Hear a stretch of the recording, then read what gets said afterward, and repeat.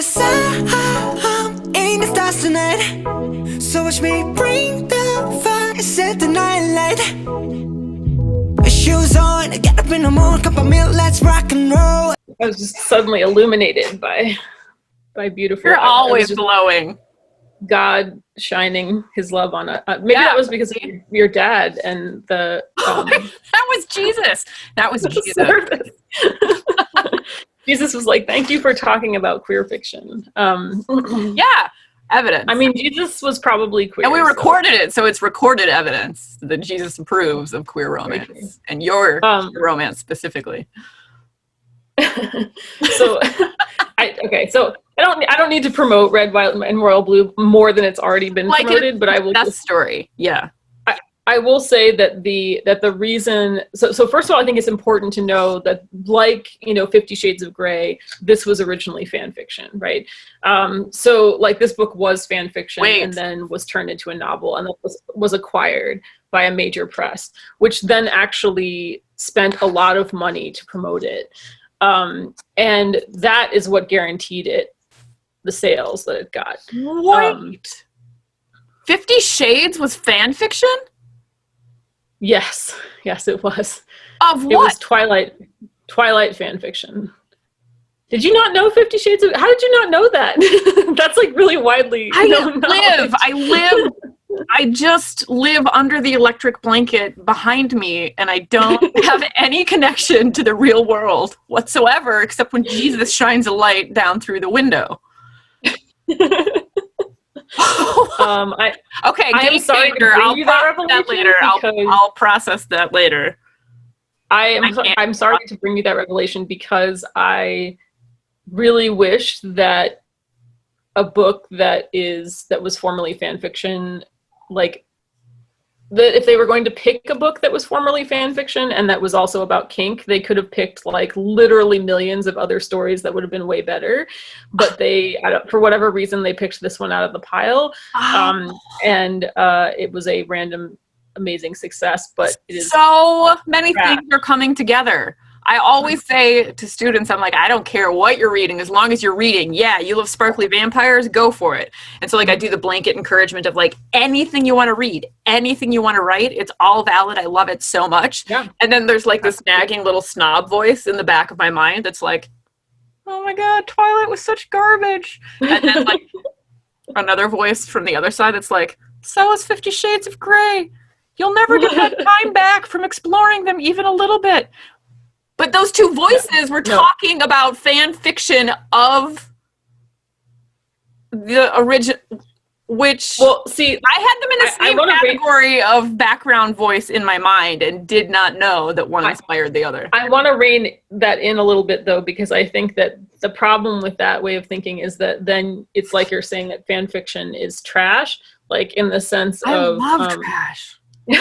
But it's not trash is what I would say. Like I would say that 50 Shades of Grey specifically is trash. And also if it's the kind of trash that you want to read, feel free to read it. I think what I would tell people is if you want to read about kink and you want to read about BDSM and all of those things, and even if you want to read like a billionaire romance, which is what it is, then there are literally thousands of books that do it better than 50 Shades of Grey, and there also are thousands of fan fictions that do it better, that are both like better written, that are hotter, that actually accurately like represent what kink is and like what people should and actually do around kink. Like that exists in fan fiction, and it exists for free. So like you don't even have to pay for it. But it is. You don't have to pay for it. Everything we have said fits into the genre that we're discussing. So I mean, like I did not write a book like that. Like I did not write a book that was about kink or any of those things. But if I were to write that book, I would have written a vastly different book than 50 Shades of Grey, because I think 50 Shades of Grey is really irresponsible. I think it's a book that's like not about kink, it's about rape, and like that is the part of it that I think that's the part that I find disturbing. I just had such a series of existential crises. that I'm tapping into my PTSD sedative. I had a PTSD sedative on hand, knowing that we were going to talk about some tense things. But my existential crises of the morning have led me to it even before. I am sorry. No, I'm so into it because I mean, you know, from us being besties and texting all morning, that like I am having a huge shift in my thinking from like, I love trash. Trash is amazing. Trash is the best. I identify strongly with trash to be like, I shouldn't call things trash. Like my mind is. Well, and I think that actually, that idea ties into romance really well, because I will say that I myself, like for most of my life, like did not read romance novels, like just did not. I mean, I think at this point, probably I read my first actual romance novel like maybe 5 or 6 years ago. And the reason that I didn't read romance was because I grew up in a family that believed that romance novels were trash. Like, I mean, it was like this thing of like, this was like a thing that like you shouldn't read if you like were a serious reader, because they were not good and they were all of them were badly written, blah, blah, blah. And so I kept that notion like I internalized that idea for many years until I met my friend Emily. And Emily had been a lifelong romance reader, basically, as well as being a reader of, I mean, she's an international human rights lawyer. So like, she's not exactly someone who like, you know, only reads light things, right? She reads romance, and then she reads like a book about the Czech genocide. Like she, you know, she mixes it up. But like, I think the thing that Emily was really helpful to me for was that she helped me to kind of filter between like what was good romance and what was not good romance, because like in any genre, I mean, I think we all know this, there's good examples and there are not so good examples of it, and this is true across the board, like, you know, mystery, science fiction, literary fiction for that matter. There's a lot of literary fiction that's really bad, you know, and the thing is that what's really helpful is to have somebody to be like a guide to you and to say, this is something that I read that I think you will like. And this is part of why I am becoming a librarian. It's because you're the best librarian I've ever met from birth. What? You're the best librarian I've ever met in my entire life from birth. Thank you. What are we thinking about trash or not trash, and fabulous versus not fabulous about KFC's A Recipe for Seduction? I mean, at some point we should probably actually talk about my book, but yes, I do. I don't know. I think that has a very high likelihood to be bad trash. Why? What's the line? What's the line where instead of like, yeah, I love trash, I have to see this, versus like, no, that's bad trash, don't support them in any way? I mean, for me, it's like the fried chicken part. the line for me is honestly like, it's very personal to me. Like, it has to do with like, is this trash that's going to be triggering to me? Like, is it going to like piss me off? Is it going to be is it going to be misogynist or like racist or like those kinds of things? Like, those are my lines but everyone's lines are different. You know, I mean, I think. And it doesn't have to do with whether or not Mario Lopez is wearing a wig, a merkin on his chin. That's not the line. No, that's not the line for me personally. I mean, it might be a line for somebody else, but it's not my line. I can handle the chin merkin, but I can't handle it if it's like just a stalker story or something or whatever it is. I don't even know what that movie's actually about. I just know that people have been talking about it a lot. So I mean, some of the images. I did not do my research. The book, it would be the cover. The images. Some of the images that we've seen look like a romance cover. I mean, I think it was on this Friday, right, or this weekend. So I am sure that I will learn. The 13th. More. Today is the 13th. We could be watching it right now. This interview is over. Today.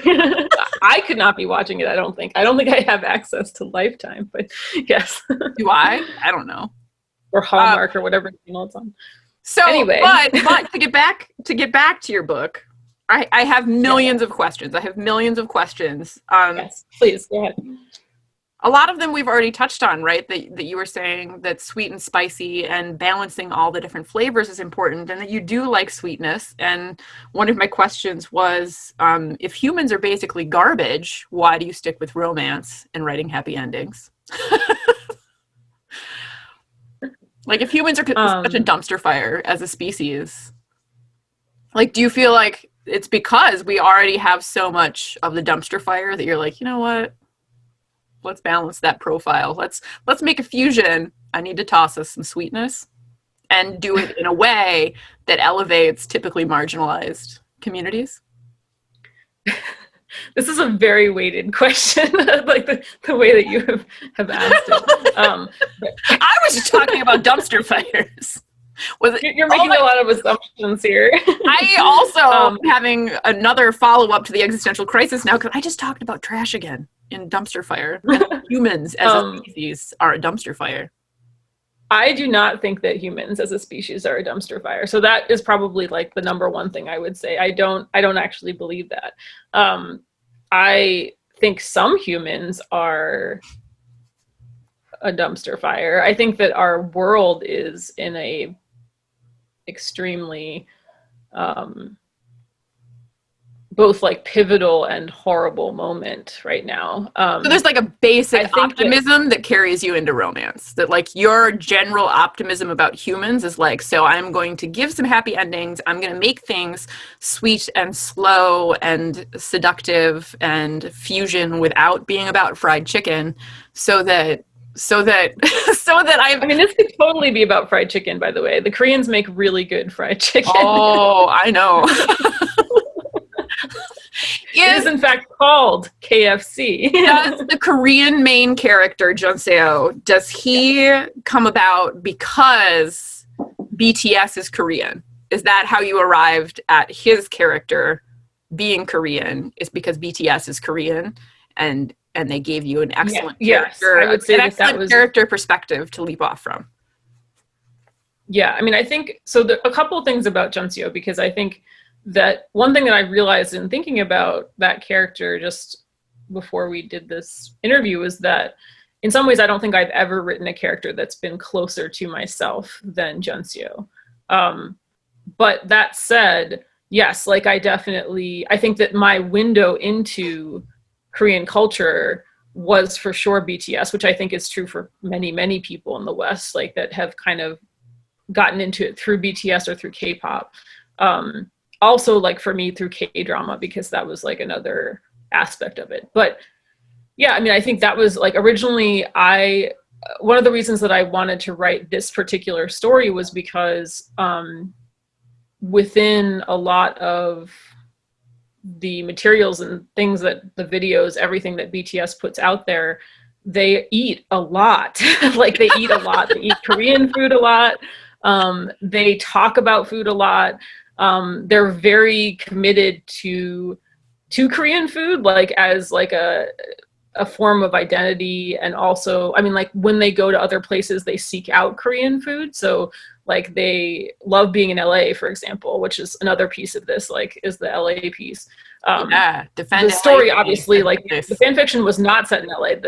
This is obviously set in LA. But LA is, I mean, it is the place, it is the single place outside of Korea that has the most Koreans like in it. There's probably a better way to say that, but it is outside of Seoul. There are more Koreans, and it's the city that has the most Koreans.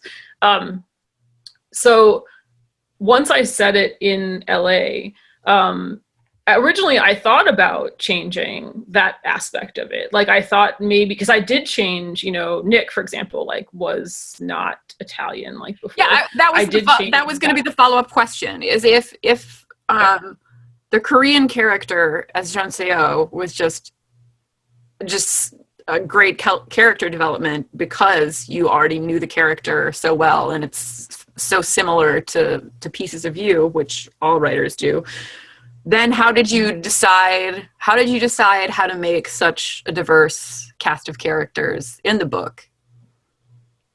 Well, I think one thing was just, I can't remember the order exactly that this came in, but I'm pretty sure that I decided to set it in LA very early on, because one reason is that I love writing about LA. So I mean, you're already defending everything else to me with a sense of optimism. Can you tell me how, in addition to how humans are not all dumpster fires, could you also tell me how LA is not a dumpster fire? Can you tell me how it's not an armpit? Like defend LA to me. Yeah. Well, I mean, you did some of it in the book. I could make this more articulate and ask you about the specific places that you picked out in LA. Why is it a good thing to look at the ocean from a parking lot?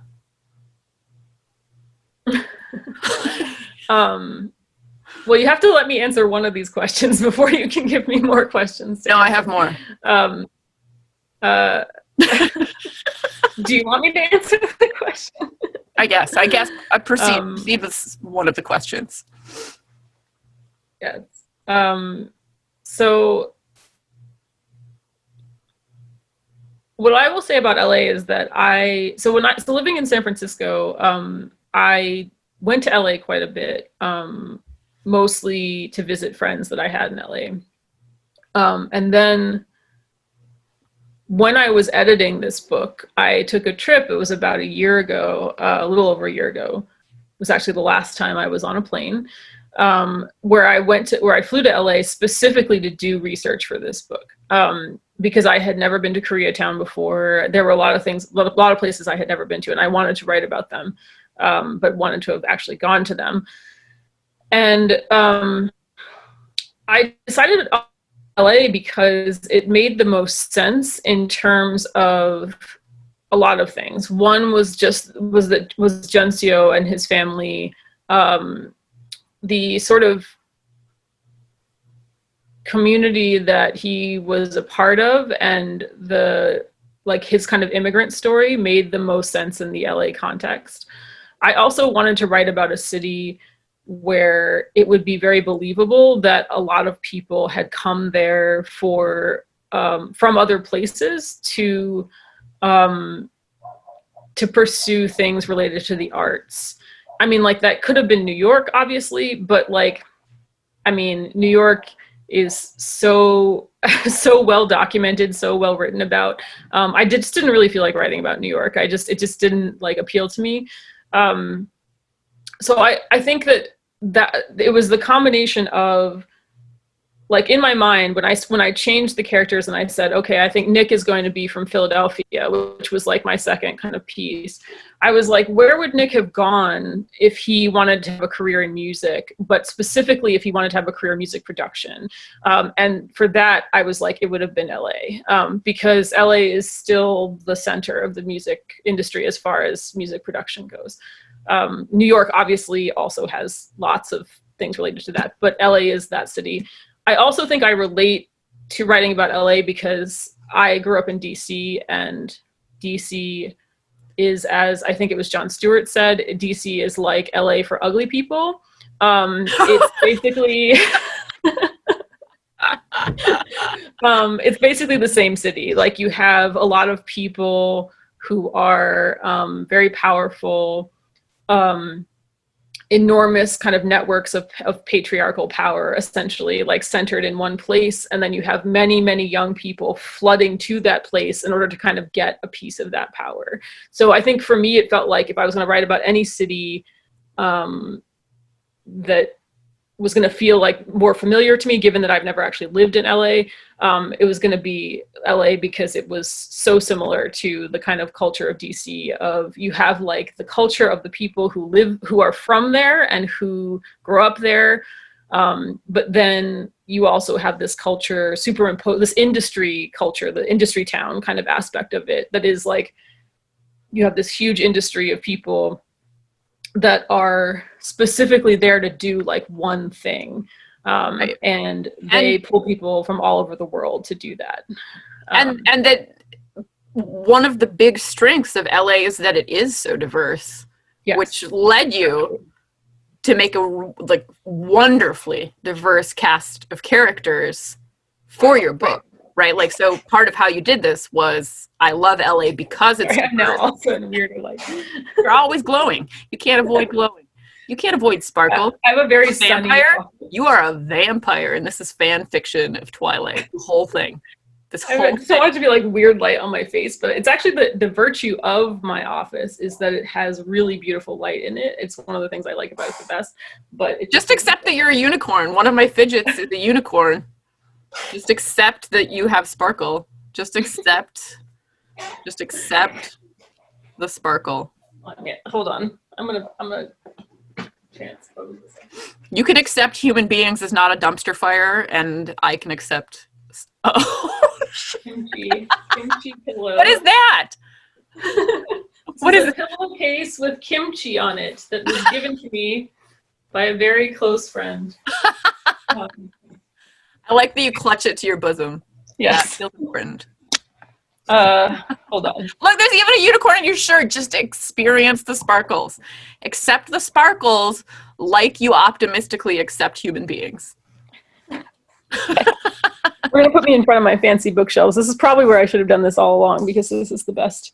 Oh, I mean, I do then want to talk about each book I can see and not. Also, that is a BTS album behind me there. Oh, perfect. So, aside from the fact that this came from a group of young men who are musical, how did you decide not just to write in LA with diversity as its strength and make a wonderfully diverse cast? How did you decide to make it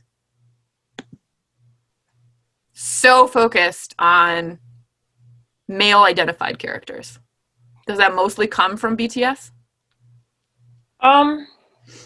It does and it doesn't. I mean, I think there were a couple of things. I would say that it's that one thing I would say is that I just am always interested in exploring kind of queer friend groups. And it's actually quite rare in romance it's actually rare in fiction in general to have a cast of characters where almost everyone is queer identified. I did choose male identified for this book. I was writing another book at the same time that has still not been published that is about queer young women. So, I mean, I think that's why this book it stayed with its focus on male identified people. Although I will say there are multiple characters in it that are not male identified, including Jaden, who is transmasculine, and then also the best friend, and Yolanda. Yes, and the daughter. Minseo is. I don't know if I ever actually identify them or identify her. She uses female pronouns, but would probably consider herself genderqueer. So, I mean, so that's like something that will be expanded upon in later. Can she date Yolanda? Can I have more of Yolanda? Actually, my plan had been originally to write a fourth book that was about Minseo and Nick's sister, Nicoletta, who is only very briefly in the book. So I had planned to have a story where essentially Nicoletta moves to LA and meets Minseo, and then that's like how that happens. But can you give us a broad brushstrokes outline of who gets to star in each book, starting with the first one? Like, who gets to star in this one? Who are the characters we meet in this one? For those who, in the first one, you mean? I've not so thoroughly read and marked their Yes. signed copy. Perhaps we should have talked about this at the beginning. You have so many. The main romance in the first book is between Nick, Italian American kindergarten teacher, and Junseo, who is a Korean American chef. Gensio is born and raised in LA.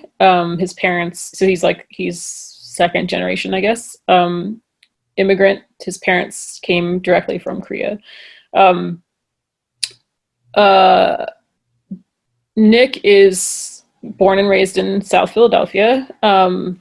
He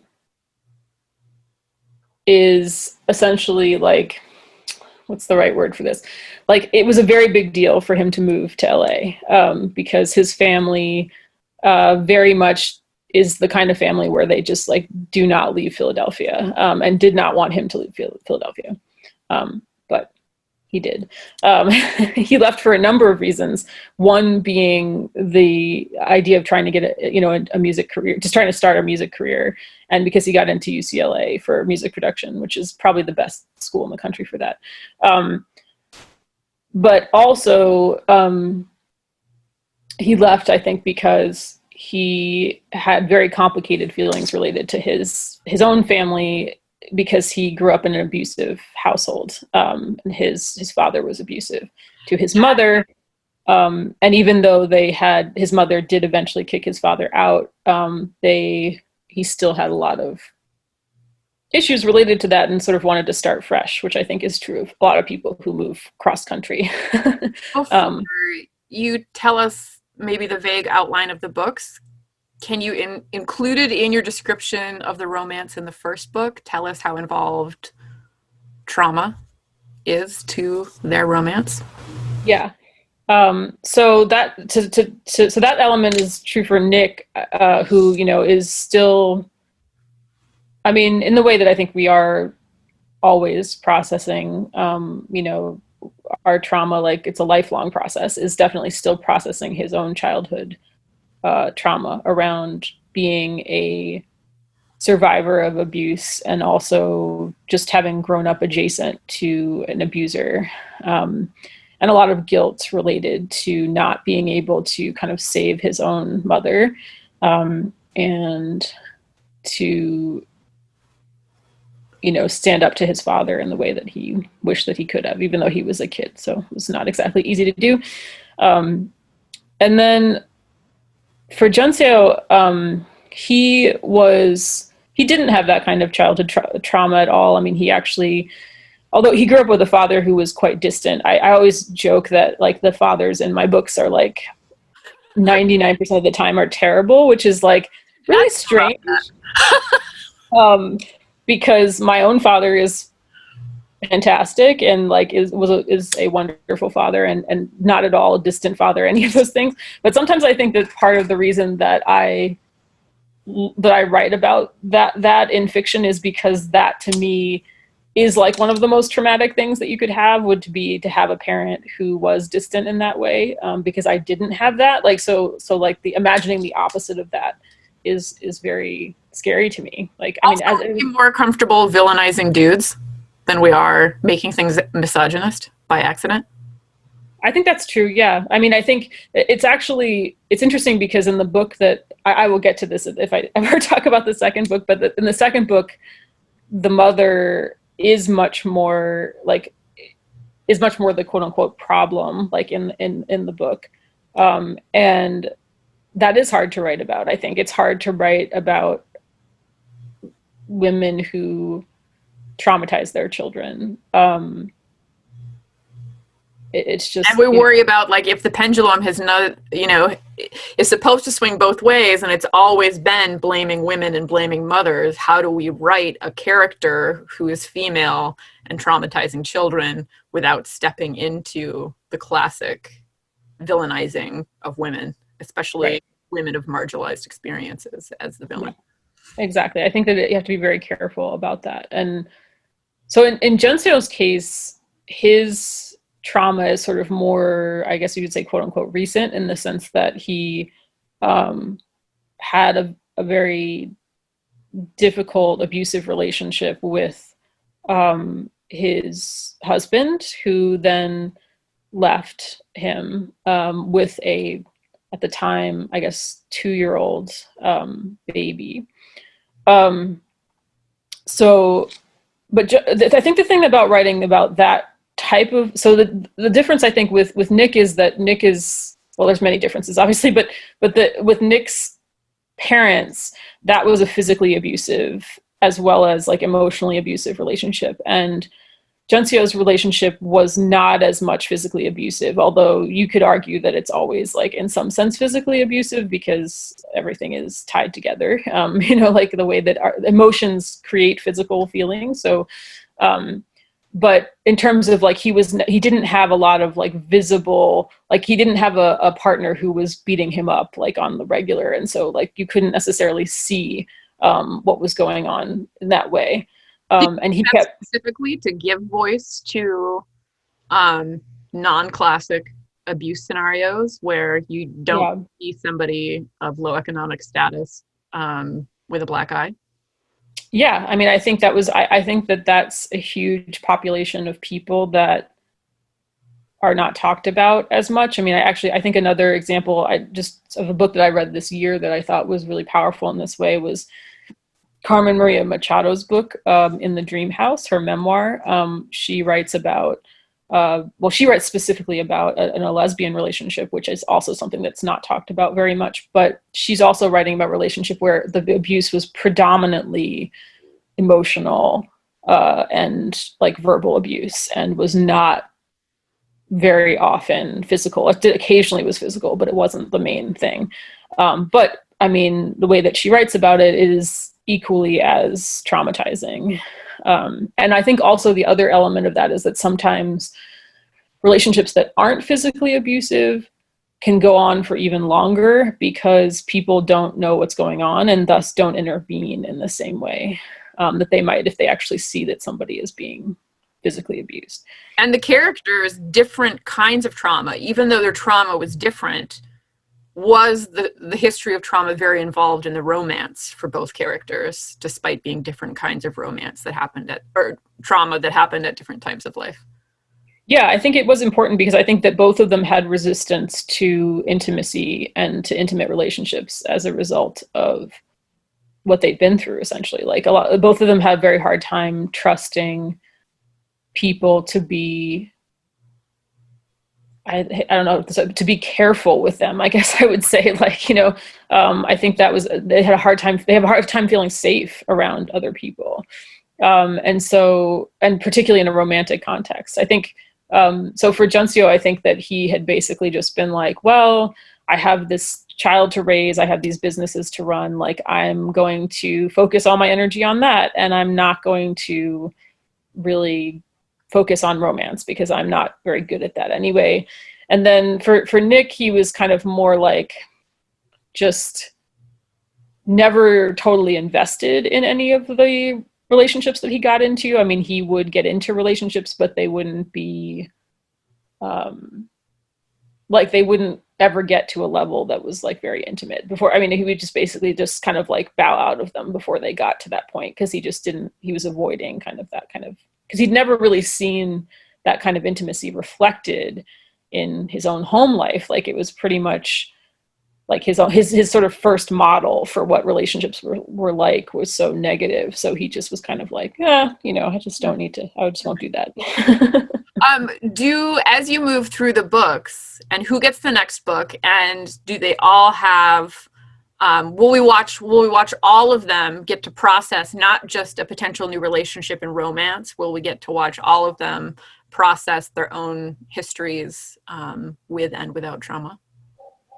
Yeah, I think that's accurate. Like, I think you will. I mean, the second book is about Xander and Taj. So Xander is the gym teacher in the first book, a friend of Nick's, sort of part of his extended friend group. And then Taj, so I guess, yeah, a little more about Xander. Xander is Armenian American. He is also born and raised in LA. He has a family that is